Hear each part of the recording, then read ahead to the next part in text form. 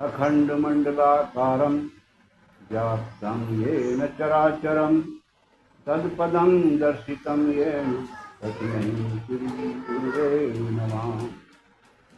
एकं नित्यं बिम्बवचलं सर्वाधिसाक्षीभूतं भावातीतं त्रिगुणरहितं सद्गुरुं त्वं नमामि।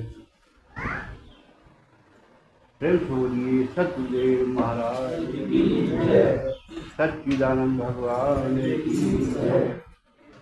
आज परम पिता परमात्मा की असीम कृपा से हम सबको एक शुभ समय मिला सत्संग सुनने का। आप सभी भाग्यशाली हैं। देखिए, आज जो है सभा में बहुत बहुत विद्वान आए हैं। बहुत अच्छा सत्संग रहा है। थोड़ा सा मौका मुझे भी दिया है तो थोड़ा शांति बनाए रहेंगे। जैसे तोताराम जी हैं, ये बातें करने लगे कि उनके गांव में आए हैं।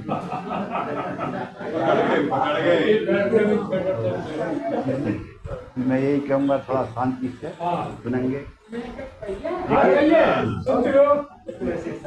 बुरा मत मानिए, बात तो बहुत सारी है समझाने के लिए। जैसे अभी कुछ समर्पण की बातें चली, कुछ भजन की, जैसे भज धातु से है ना, भजना, परमात्मा को याद करना, बातें बहुत हैं। लेकिन ये थोड़ा समय रहेगा तो बताएंगे। लेकिन सबसे पहले एक बात समझिए कहानी के द्वारा कि कोई हाथी वाला हथवानिया एक हाथी को लेकर जा रहा था नदी की तरफ जाने के लिए। तो रास्ते में 4 अंधे बैठे। उन्होंने कभी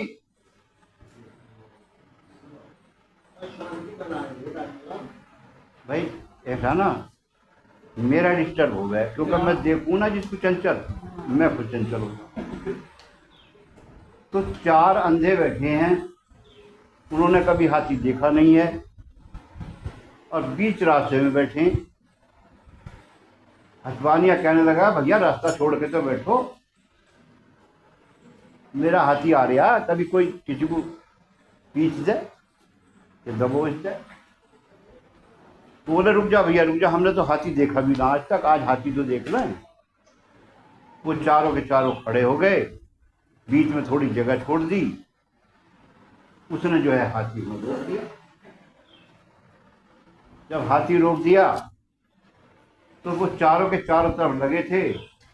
एक तो पैर की तरफ, उसने पैर पर हाथ फेरा।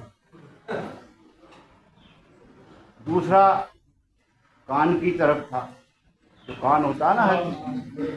तीसरा पेट की तरफ था, तो उसने पेट पे हाथ फेरा। एक ने सूंड पे हाथ फेरा। चारों ने कह दिया कि भाई अब देख लिया, ले जाती अपने। वो हाथी नदी में ले गया नहलाने के लिए।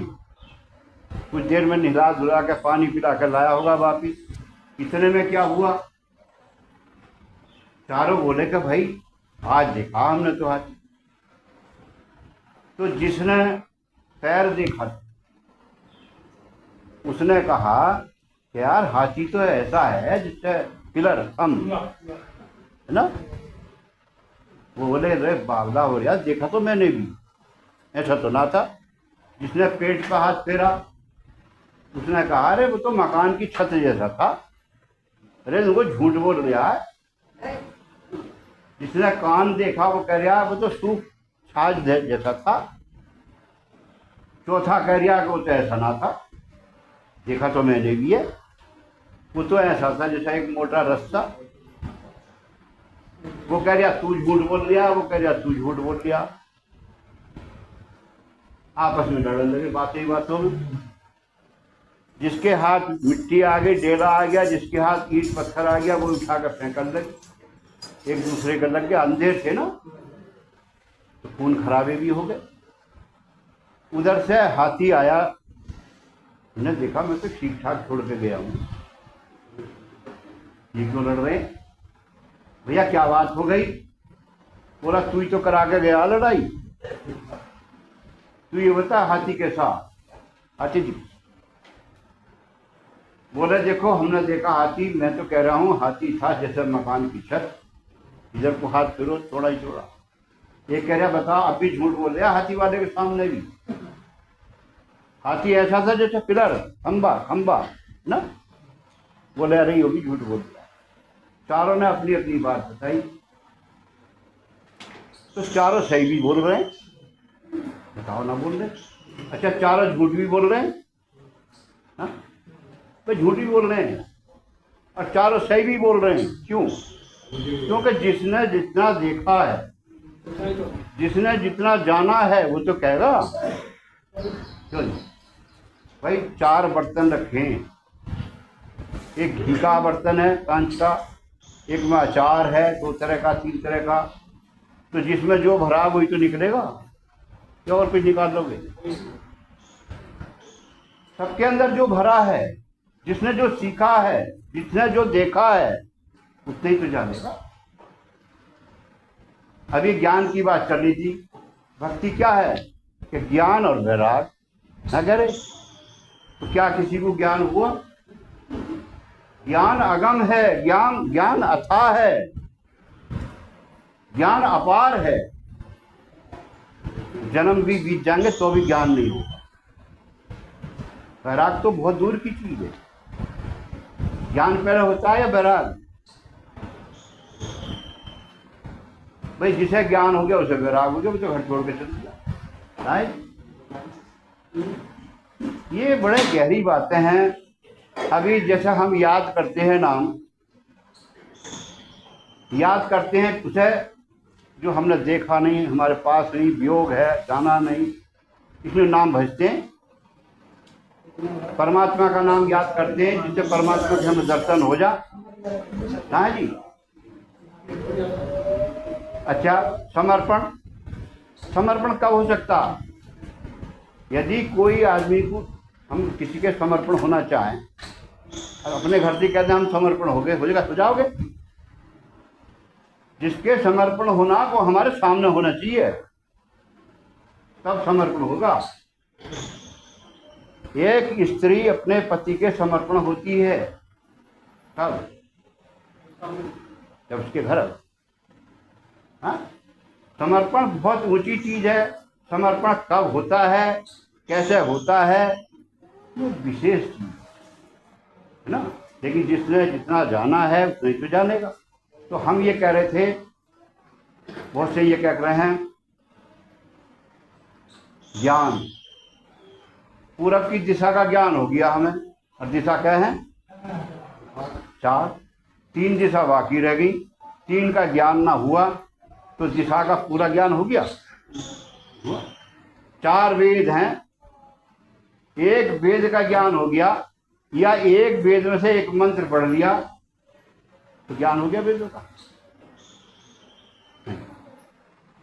चारों वेदों का ज्ञान होना। अब एक चीज क्या कर रहे हैं कि एक राम दशरथ का बेटा, ऐसा देखा गाते हुए सबको सुना मैंने। एक राम दशरथ का बेटा और एक राम घट घट में बैठा, एक राम का जगत पसारा और एक राम सबसे न्यारा।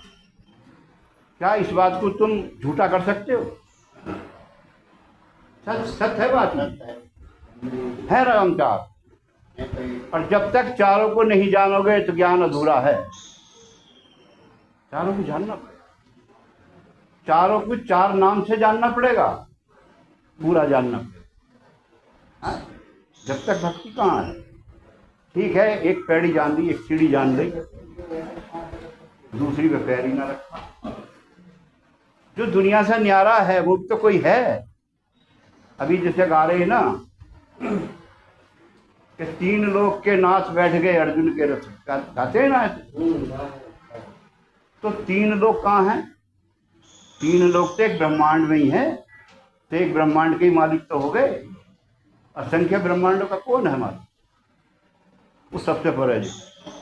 अभी बात कर रहे थे अपरा भक्ति की और पराभक्ति की, ये भी कर रहे थे। अपरा संसार की विद्या, परा परमात्मा की। तो बात तो बहुत बहुत बढ़िया है, लेकिन भाई इसको गहराई में जाना पड़ेगा, समझना पड़ेगा। 4 चीजें हैं, चारों दिशा हैं, इनका भी ज्ञान होना चाहिए, चारों वेदों का ज्ञान होना चाहिए, 4 राम हैं उनका ज्ञान होना चाहिए। ऐसे ही 4 मार्ग हैं पहुंचने के। हाँ, कैसे? बहुत कह रहे हैं कि तेरा हरि से मिलन कैसे होए, गली तो चारों बंद पड़ी। कि हरि से मिलन कैसे होए, चारों गली तो बंद पड़ी हैं। कौन सी गली है? 4 योग हैं, 4 क्रियाएं हैं। नानक साहब ने ही बताया, उन्होंने बोला क्रिया ना बोल के उन्हें पदार्थ कह दिया। शंकर जी ने उन्हें योग कह दिया। जब पार्वती ने पूछा था कि स्वामी काल को जीतने का क्या उपाय है, तो उन्होंने कहा था कि 4 योगिक क्रिया है। ऐसे ही नानक ने बताया है 4 पदार्थ हैं, और वो कहाँ से मिलेंगे? किसी संत से। तभी तो पहले कह दिया रामायण में कि प्रथम भक्ति संतों का संग करना चाहे, संतों को सुनना नहीं। कह रहे हैं कि भक्ति तात अनुपम सुख मूला, मिलहि जो संत होए अनुकूला। यानी संत अनुकूल होंगे तो वो भक्ति मिल जाएगी जिसका अनुपम सुख है, और अनुकूल ना हुए तो है प्रतिकूल। अनुकूल बनाने के लिए कष्टम करना। तो क्या कह रहे हैं कि सकल पदार्थ हैं जग माही, कर्महीन नर पावत नाही। सारे पदार्थ संसार में ही हैं, सोना चांदी हीरा मोती लड्डू पेड़ा घी मेवा मिष्टा ना है, इसमें ही परमात्मा है, इसमें ही जीव है, इसमें सब कुछ है, सारा खजाना है। लेकिन कर्महीन निष्पक्ष। दूध पीना है तो भैंस लेनी पड़ेगी, सेवा करनी पड़ेगी। लेकिन 4 पदार्थों के बारे में बताया कि आप कितनी भी मेहनत करें, जब तक आप किसी संत की सेवा में ना करेंगे, आपको अपने अनुकूल ना करेंगे, जब तक वो 4 पदार्थ नहीं मिलेंगे, जब तक वो 4 गली बंद पड़ी रहेगी। अंदर की यात्रा करने के लिए 4 रास्ते हैं, 4 योग 4 क्रिया हैं ना। जैसे कहते हैं कि ध्यान करो, है ना, सुमरन करो, 4 चीजें हैं। तो उसके लिए बता रहे हैं कि जे तू 4 पदार्थ पावे, सेवा कर ले साधु आदि। जे तू 4 पदार्थ पावे, कौन कौन से हैं वो? पहला पदार्थ सत्य नाम जान ले। पहला पदार्थ क्या बताया? सत्य नाम कह लो, सच्चा नाम कह लो, पावन नाम कह लो ना। पावन के आगे से रामायण में पावन नाम सुमर हनुमानो और अपने वश कर राखे राम। वो सत्य नाम, वो सच्चा नाम, वो वाणी का विषय नहीं है। सबसे पहला पदार्थ नाम लिया, तिन सब लिया, लिया सकल का भेद, और बिना नाम नरके पड़ा, चाहे पढ़ता चारों। नाम की महिमा है, नाम से भक्ति शुरू होगी। क्या कह रहे हैं? पहला पदार्थ सत्य नाम, उसे पावन नाम के। मुसलमानों ने क्या कहा उसे? पाक नाम। पाक भी तो पवित्र भी कहें, वो कहना है अल्लाह पाक और अल्लाह का नाम पाक है। हमारे यहाँ पावन कह दिया, पवित्र कह दिया, बात एक ही। अंग्रेज उसे ही कह रहे हैं होली ने, तो बात उनकी भी सही है। सतनाम सरदारों में कह दिया, बात उनकी, बात चारों की सही है। तो कह रहे हैं पहला पदार्थ सतनाम जान ले। पहले तू जान ले, पीछे तू मान ले। क्या करें? कुछ लोग कह रहे हैं भाई पहला मान लो फिर जान लियो, मानी जाएगी। अच्छा माना क्या जाता है जी? हमने क्या मान लिया, राम के पास 15 रुपए हैं, 5 रुपए श्याम को दे दिए, कितने बचे? है नहीं, मान लिया। मानी वो चीज जाती है जो नहीं। जान लेंगे तो मानने की जरूरत मिलेगी। हाँ, तो जानना है। पहला पदार्थ सतनाम जान ले, पहले तू जान ले, पीछे तू मान ले। जेणा श्वासानु आप चलावे, यानी जो आप श्वासों को अपने आप चला रहा है तुम्हारे, वो है नाम। उसी के आधार पे तो क्या कि श्वास श्वास सुमरन करो, वृथा श्वास न करो। हाँ? यानी इस श्वासों में एक ध्वनात्मक शब्द हो रहा है, वो आपके पास है, वो आपको वहां तक मंजिल तक पहुंचा देगा, आपकी आंतरिक यात्रा करा देगा, क्योंकि वो अंदर जाता है, तक पहुंचता है। जेड़ा श्वासानु आप चला, 4 पदार्थ। तो ये पहला पदार्थ हो गया। दूसरा क्या है? दूजा पदार्थ घट विच चानन। चानन कह दिया चांदने के लिए, रोशनी के लिए, प्रकाश के लिए ना। और उसे क्या कह दिया? परम प्रकाश। अभी जैसे कह रहे थे, कोई कह रहे थे महानुभाव कि सूर्य चंद्रमा अग्नि की पहुंच नहीं है, वो है परम धाम।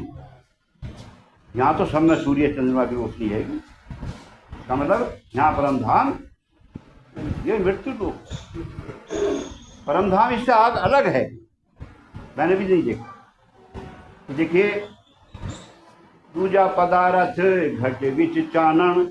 चांदना कह दिया, इसे डिवाइन लाइट भी कहा है, भर्गो ज्योति भी कहा है, ठीक है जी। दूजा पदार्थ घट विच चानन, ओही भक्त जेणु इसनु जानन। जो ज्योति नाल ज्योत मिलावे, जो तू 4 पदार्थ पावे। सेवा कर ले साधु आदि, जो तू 4 पदार्थ पावे। कह रहे जो ज्योति नाल ज्योति मिला, तुम्हारे अंदर आत्मा ज्योति तो है, और वो परम ज्योति में मिला देगी। सबसे पहले उस ज्योति को जानो जो तुम्हारे अंदर, और उस ज्योति को जानने के लिए उसके नाम की जरूरत है। जो घट घट में है उसका भी कोई नाम है, और जो पर है उसका भी नाम। हाँ? तो कह रहे हैं तीजा पदार्थ अनहद वाणी, इसनु सुन के बन जा ज्ञानी। तीसरा पदार्थ क्या है? अनहद वाणी है, जिसकी कोई हद नहीं है, सीमा नहीं है। उसे ही अनहद नाद कहा है, उसे ही अनहद धुन कहा है। मुसलमान उसे ही गहरी आवाज कह रही।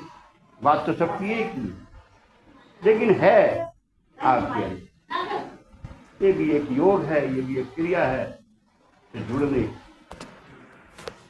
तीजा पदार्थ अनहद वाणी, इसनु सुन के बन जा ज्ञानी। जो सगली चिंत मिटावे, जो तू 4 पदार्थ पावे। सेवा कर ले साधु आदि, जो तू 4 पदार्थ पावे। चौथा पदार्थ अमृत झरना, निस्दिन इसदा सेवन करना। क्या है? अमृत का झरना। ये सबके पास है, परमात्मा ने सब दिया। बस 2 मिनट रहे जी, बात कम कर दो, मैं खुद ही टाइम ना ले लिया, कह दिया उन्होंने। चौथा पदार्थ अमृत झरना, निस्दिन इसदा सेवन करना। और कई जन्मादि प्यास बुझावे, जो तू 4 पदार्थ पावे। कई जन्मों की प्यास, हम प्यासे हैं, इधर भाग रहे हैं, उधर भाग रहे हैं, पेट नहीं भर गया है। इस संसार में जो है कब से रमण कर रहे हैं, कब से परेशान हैं, विषयों की प्यास ना बुझे। वो आपके पास है, वो अमृत का कुआं। गगन मंडल विच अमृत कुआ, जहां ब्रह्म का वासा। और सगुरा होवे भर भर पीवे, निबरा अमृत। तो जो सगुरा होगा वो तो पिएगा, और निगुरा यानी जिसने नहीं किया, नहीं जाना, तो सगुरा है कि निगुरा है? हाँ? है? तो ये 4 योग हैं, 4 क्रियाएं कबीर साहब ने भी खोली है अपनी वाणी में, नानक साहब ने भी खोली है, शंकर जी ने भी खोली हैं, सब संतों ने खोली हैं। तो पाने की कोशिश करें, सत्संग में आते हैं, बहुत अच्छी बात है। सत्संग ही बेड़ा पार करेगा, इसी में सब चीज को मिलेंगी, सारा ज्ञान मिलेगा। धन्यवाद।